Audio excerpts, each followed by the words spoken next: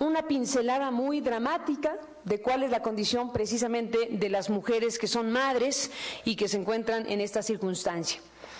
Si queremos hablar de las condiciones de pobreza, bueno, pues aquí están también las cifras que ofrecen las instituciones que las generan. 42% casi vive en condiciones de pobreza y estamos hablando de casi un 10% que se encuentra en pobreza multidimensional, pobreza extrema multidimensional. Estamos hablando de mujeres en el país que constantemente viven situaciones discriminatorias. Por ejemplo, el casi 25% de los mexicanos le pediría un examen de no embarazo para contratarlas. Más del 21% piensa que tiene menos capacidad que los hombres para tener altos puestos en el trabajo. Se me hace altísimo todavía que casi un 22% de los encuestados, digamos, en estas cifras, piense que los hombres o que tienen menos capacidad las mujeres para tener altos puestos de trabajo. Ha habido una evolución muy importante en el país, no hay que negarlo. Tenemos una situación demográfica que ha ido también de la mano de estas transformaciones. Estamos hablando de cómo hay un incremento del número de hogares que tienen como única referencia, digamos, a la mujer. Algunos le llaman jefa exclusiva, ¿no?, como le quieran llamar.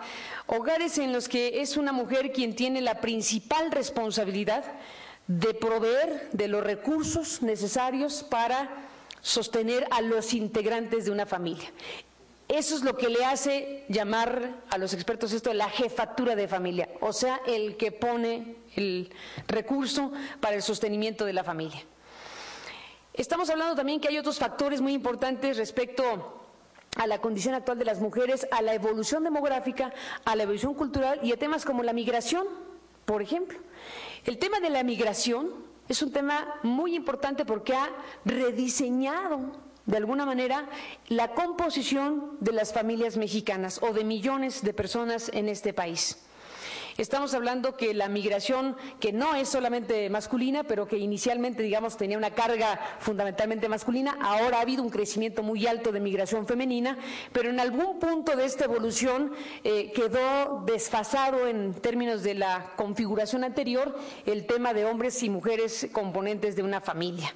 Así que estamos hablando de la migración como un factor muy importante que explica por qué hoy muchísimas mujeres son la única figura que sostiene a las familias. Estamos hablando también de un fenómeno cultural que es muy importante, que tiene que ver con que muchas mujeres han decidido vivir en soltería, ser madres solteras también por opción, y eso también es un factor cultural muy importante. Mujeres que deciden asumir también la maternidad sin tener vínculo de pareja, que también es una parte importante, digamos, de esta nueva composición de lo que llamamos las familias mexicanas. Hay, por ejemplo, datos que nos hablan de cómo ha crecido este fenómeno de 1990 a 2005, entre 1990 y 2005, las familias con presencia única femenina como sostén de las familias pasaron de 2.8 millones a 5.7. Eso nos da una pista de cómo ha evolucionado este tema. Hay datos que nos hablan también de otra evolución muy importante en materia de mujeres, economía y nuevos registros culturales. Se sabe de un incremento de la participación económica de las mujeres muy importante en los últimos años. Estamos hablando también del mismo periodo, entre 1995 y 2008, ha habido un incremento de 36.8 a 42 en el número de mujeres que se encuentran en condición de ocupación. Es un piquito, digamos, que nos habla de cómo las mujeres, por las razones que sean, cada vez tienen una presencia en la estructura o en las estructuras económicas, productivas, formales e informales. Hay una encuesta que se levantó, que es la encuesta…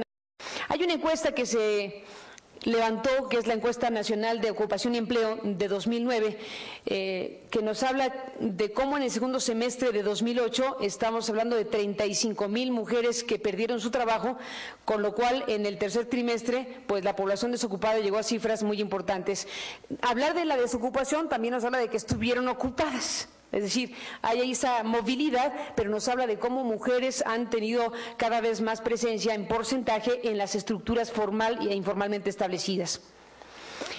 Cuando se habla de discriminación, cuando se habla de rol, de papel y de tareas a desempeñar en relación a los hijos y a la familia, aquí se encuentran muchos rasgos precisamente de injusticia social y de desigualdad social.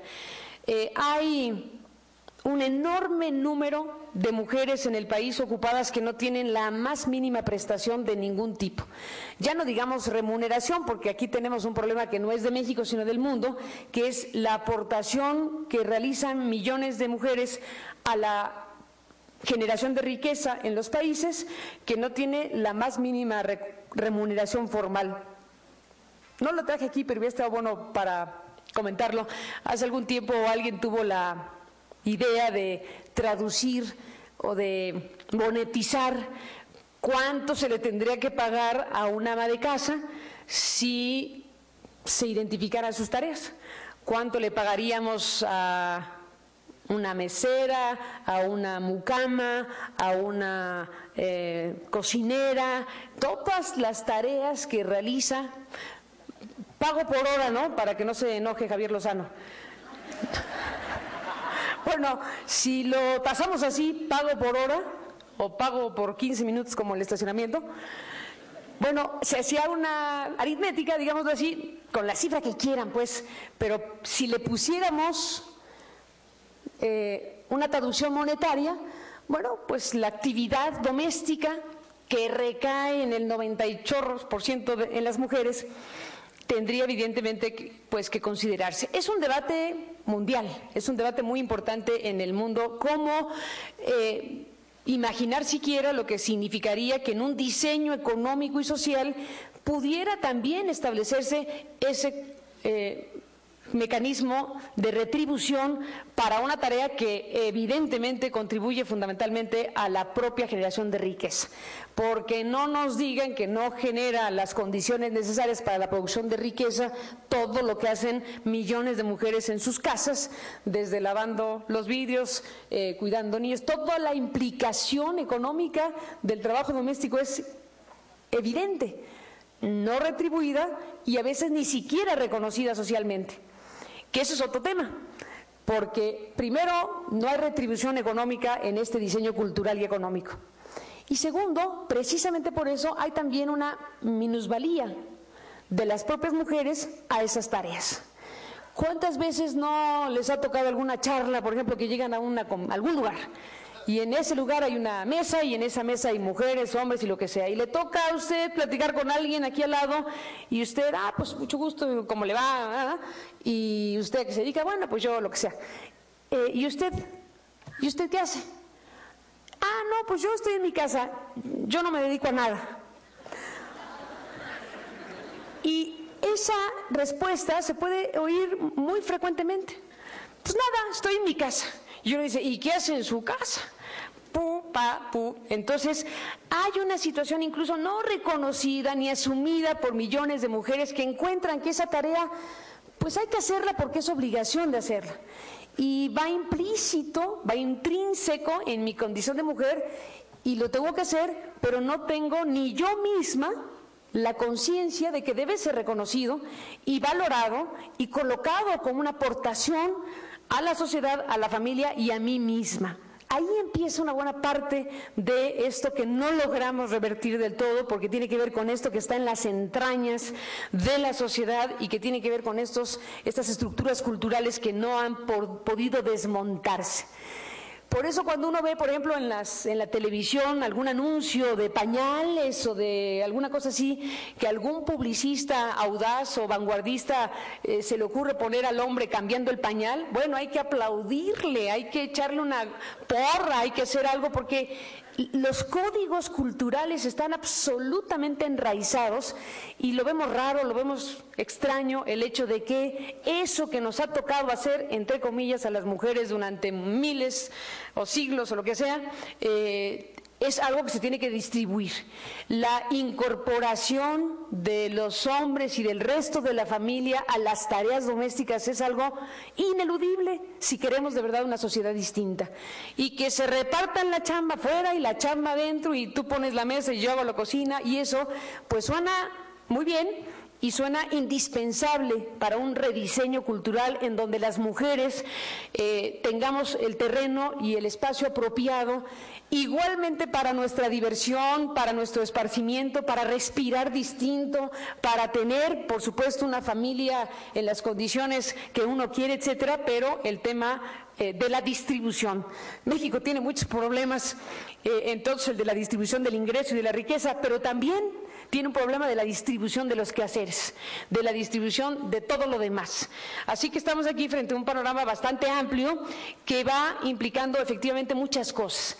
Ese diseño cultural adverso a las mujeres tiene que ser desmontado. Por eso hablar del 10 de mayo nos permite precisamente vernos al espejo y decimos, a ver, así debe ser el asunto. Estamos realmente felices de que volvamos a festejar el 10 de mayo de esta manera.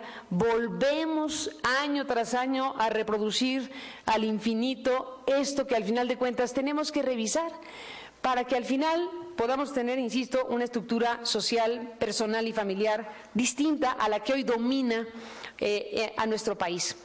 Insisto también que no es un tema solo de México, que hay evidentemente un problema pandémico, ¿no?, en términos culturales, si cabe la expresión, y que nos lleva a asomarnos a los debates que hay en el mundo sobre el asunto. Hay quien plantea que debe maternizarse la economía, y es un conceptazo. Maternizarse la economía significa que se piense en las estructuras económicas, en los horarios, en la lactancia, en el embarazo, en todo esto que tiene que ver con las mamás. Porque si una mamá trabaja y dice, oiga, es que tengo que amamantar a mi hijo, hay una cosa ahí como de, pues entonces ¿a qué viene a trabajar, no? No hay que generar estas cargas culpígenas a las mujeres porque se pueden hacer 1 y 1000 malabares para trabajar, para ir a la escuela, para ser mamá, etcétera, etcétera, y hay en muchos espacios, sobre todo en los ámbitos productivos, en los ámbitos profesionales, este asunto que transmite una carga culpígena de chin, yo ahora tengo que ir a firmar la boleta del chamaco. Y tengo además la junta de quién sabe qué, o tengo que seguir aquí en mi trabajo de la paletería o donde cada quien trabaje. La idea de maternizar las economías tiene que ver precisamente con que en las leyes, en los marcos legales, laborales, sociales, lo que quieran, esté contemplado precisamente ese tipo de asuntos que son los que hacen a la humanidad ser lo que es, la humanidad que está hecha de nosotros y que necesita reglas, regulaciones, códigos de entendimiento que incluyan lo que somos y nuestras necesidades más inmediatas. Así que dejo ahí también como una reflexión de grandes vuelos en el mundo esta idea de la maternización o maternizar la economía. Se acordarán que en la Gran Bretaña, cuando estaba Tony Blair de primer ministro, su esposa tuvo un bebé. Bueno, era padrísimo el asunto, no solo porque tenía un bebé, sino porque en la legislación británica se establece que hay un periodo de tiempo, unos días, que se le dan por ley a las personas pues, para que estén con sus bebés, ¿no? No me acuerdo cuántos eran, pero póngale 40 días, 20 días, lo que corresponda. A los papás. Y entonces, pues resulta que el primer ministro y su esposa tuvieron un bebé. No, bueno, pues asunto de Estado, ¿no? ¿Cómo que se va a ir el primer ministro a darle un biberón al bebé en Downing Street 10? Y la señora, que además es abogada, dijo, pues sí. Así que, con permiso, me llevo al primer ministro y ahí se ven. ahí luego llegó Tony Blair y entonces se encandiló en la guerra de Irak y yo no dije si hubiera quedado con el bebé, pero bueno, eso ya es otra cosa. Entonces, todos estos elementos y estos ejercicios y estas cosas que pasan en otros países ya podrían ser parte de nuestro debate nacional y de las cosas que México tendría que estar discutiendo. Aquí tenemos problemas muy serios también que están vinculados con un contexto social muy enrarecido, muy marcado por la violencia. Estamos como no recuerdo yo en este país, en una espiral de violencia demasiado grande, demasiado horrorizante. Estamos viendo pasar los miles de muertos, 22,000, si nos atenemos a las cifras oficiales, producto de la guerra al narcotráfico, llamémoslo así, aunque no estoy muy convencida de que debamos hablar de esta manera frente a este fenómeno, pero en fin, para aludir al lenguaje oficial, la guerra contra el narcotráfico ha producido este fenómeno de violencia ya desmedido, ya fuera de proporción, horrorizante, porque digo horrorizante significa no solo saber de tantos miles de muertos, sino de las condiciones en las que estas personas mueren y de la forma en que finalmente estamos inundados de esta información, los decapitados, los ensarapados, los que disuelven en tambos. O sea, todas estas prácticas nos han colocado en un ánimo social de mucho desasosiego, en un ánimo social muy dañado. Bueno, este ámbito de violencia de esta naturaleza está también sumándose a otros ámbitos de violencia, o sea, violencia sobre violencia. Esta violencia relacionada con el combate al crimen organizado coexiste o se sobrepone o se revuelca o como ustedes lo quieran identificar con otros fenómenos de violencia que están ahí desde siempre y que no han sido modificados. Hace unos momentos cuando yo estaba aquí llegando, me entregaban aquí este violentómetro, que es parte de lo que está haciendo el Programa Institucional de Gestión con Perspectiva de Género, que seguramente ustedes lo conocen, que dice, sí, la violencia también se mide. Y bueno, pues aquí nos damos cuenta, por ejemplo, del tipo de conductas que están aquí entre nosotros, todos los días, todo el tiempo, hora tras hora, que afectan a millones de mujeres. Me parece un ejercicio sumamente interesante lo que están haciendo con este violentómetro, que nos muestra los grados de violencia que puede sufrir una mujer, y el Programa de Gestión de Perspectiva de Género nos muestra, por ejemplo, conductas que uno en un principio puede decir, bueno, no es para tanto. Pero que si va uno sumando conductas que se repiten, no solo entre las personas y su coexistencia de todos los días, sino se reproducen incluso en los medios de comunicación, si se asumen como normales, si se dan como parte de lo que, bueno, pues así es la cosa, ¿no?